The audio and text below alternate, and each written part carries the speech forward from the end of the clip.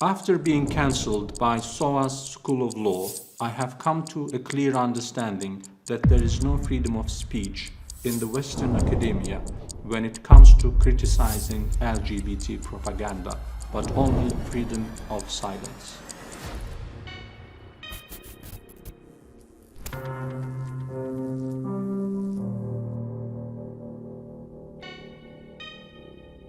I am a professor of public law in Ankara.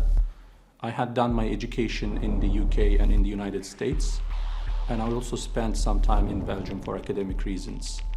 It all started with a Facebook post by an academic in Turkey, and on the day of Children's Day, on Children's Day, she posted on Facebook promoting transsexuality to children. And I replied in a very short and kind way and said that promoting sexuality to children is an offense according to the Turkish law, and transsexuals and homosexuals are not exempt from that. And then this academic, whom I had known personally as well, immediately blocked me on Facebook.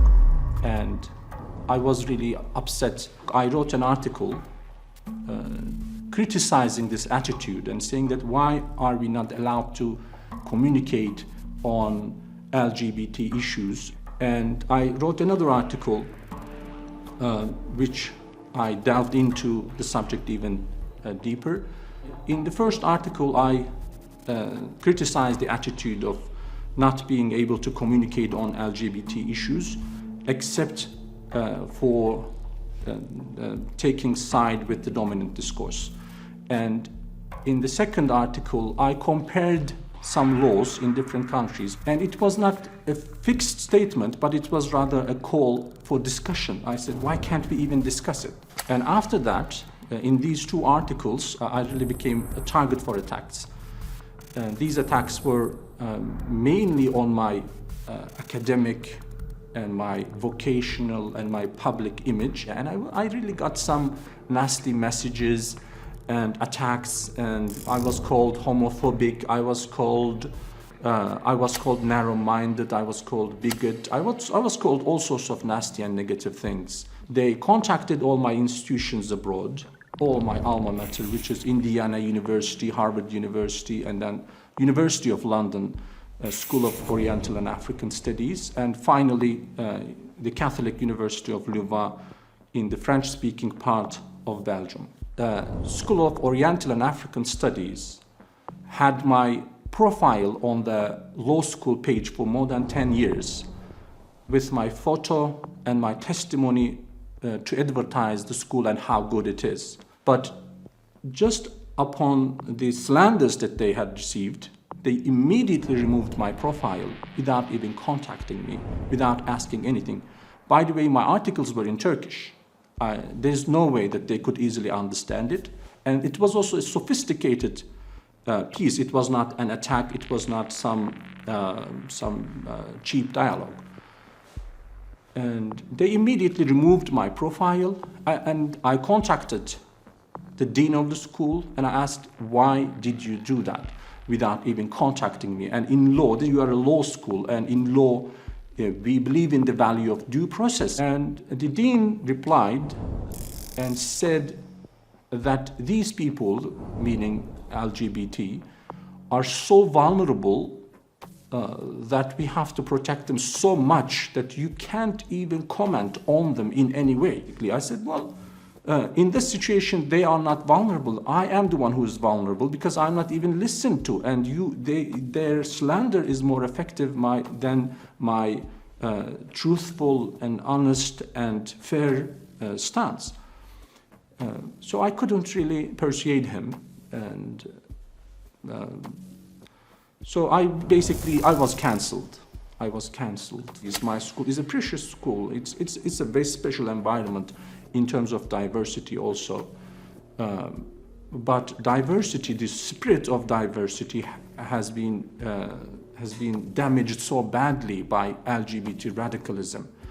And by LGBT radicalism, I mean, I don't refer to the lifestyle of LGBT individuals, but I refer to the public attitude of the activists that doesn't leave any space for discussion and debate. We live in a time of freedom of speech, or we claim so, but when it comes to LGBT, we are forced to agree with everything they do. In academia, almost all projects must be somehow related to LGBT rights. And that can be understandable to some extent in social sciences. But even in engineering, even in physical sciences, in natural sciences, they want you to relate your study subject to LGBT in some way or another. And it shows that it is not really an authentic movement, but it is really pushed hard in the academia. They even changed the name of the school. Now, the new name of the school is SOAS School of Law, Gender and Media. Western academia is not free anymore. When it comes to LGBT, Western academia is not free at all.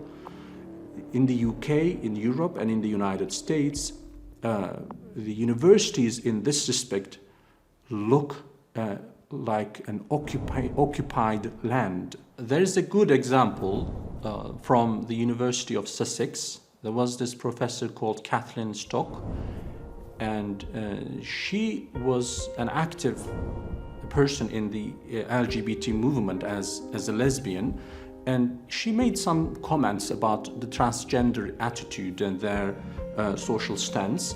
And just for that, even though she was one of them, she was cancelled and she had to resign from her post at university. That shows that even small divergences within the LGBT community is not tolerated. And I actually have this experience through my students who are part of the LGBT community, and they say that LGBT discourse and LGBT attitudes are so dictatorial, so authoritarian and totalitarian that even they are not tolerated in the community if they think even in a slightly different way. At my school, SOAS, there are so many groups, and it is a perfect place for diversity, as I said before, but only one flag was put at the top of SOAS main building, which was the LGBT flag. I mean, all the remaining groups had to spend time, had to be under the dominance of LGBT. That is not fair. Variety is valuable when there is equality. If one group dominates over the others, if one group dominates the discourses and approaches in universities and outside universities in society, then we can't really talk about the free society and free universities anymore.